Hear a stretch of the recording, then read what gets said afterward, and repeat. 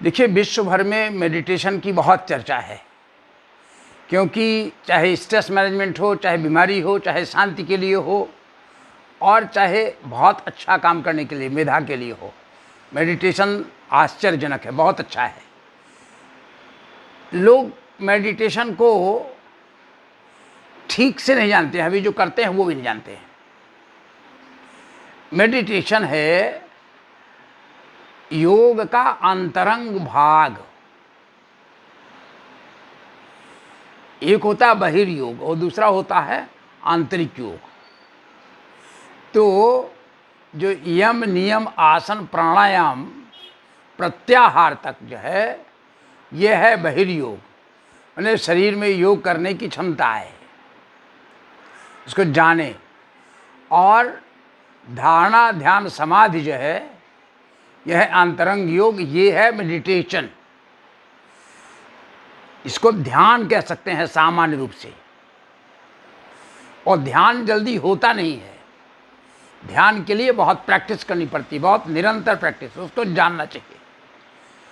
तो पहले यम को साध लें, अहिंसा सत्य आस्तेय ब्रह्मचर्य परिग्रह यमा, और नियम को भी साचे, शुद्ध रहें, शौच करें, स्वाध्याय करें, ये सब करते करते और आसन सिद्ध कर लेंगे कि बैठ सकें उसमें, और निरंतर प्राणायाम करें और प्रत्याहार करें, मतलब कहीं किसी की चोरी न करें, तो बहुत सारा इकट्ठा नहीं करें।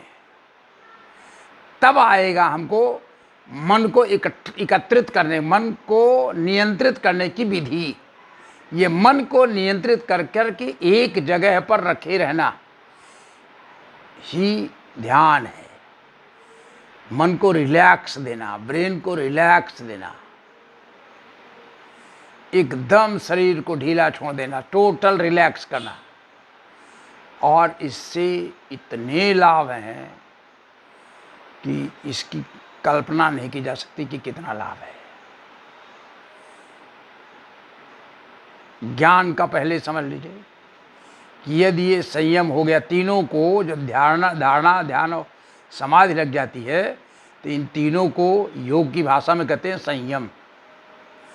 और इस संयम का लाभ क्या होता है कि यदि हमने सूर्य पर संयम कर लिया, तो भुवन ज्ञानम सूर्य संयमात, हमको बहुत ज्ञान हो जाएगा, सृष्टि के बारे में बहुत सारा ज्ञान हो जाएगा। यही भारत में होता था, चाहे तुलसी बाबा ने रामायण लिखी हो और चाहे और ऋषियों ने लिखा हो, वो सब योगी हुआ करते थे, इसलिए उनकी बात पूरी तरह से सही है।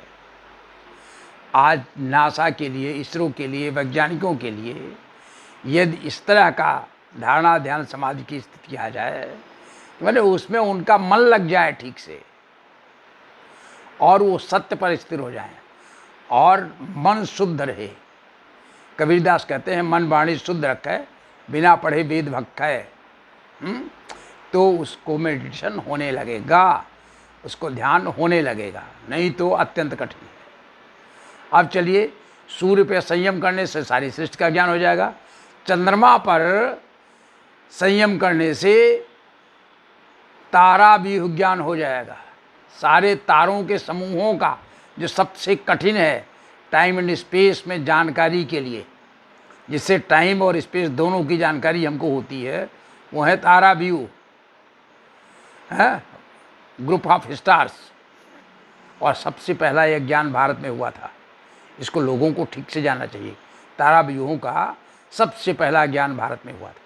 और ध्रुवे तद्गति ज्ञानम, इससे उनकी गति का पता लग जाएगा, जो कमाल की चीज़ है। ये प्लानिटरी साइंस में इतना बड़ी है, ज्योतिष शास्त्र है, और फिर इनका प्रभाव, और इनका प्रभाव मनुष्य के ऊपर जितना पता लगेगा, सूक्ष्म, अत्यंत सूक्ष्म चीज़ है ये।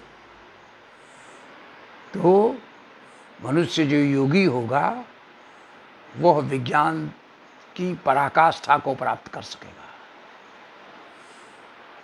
इसका अर्थ ये नहीं कि नए उपकरणों का उपयोग न किया जाए, पूरा उपयोग किया जाए।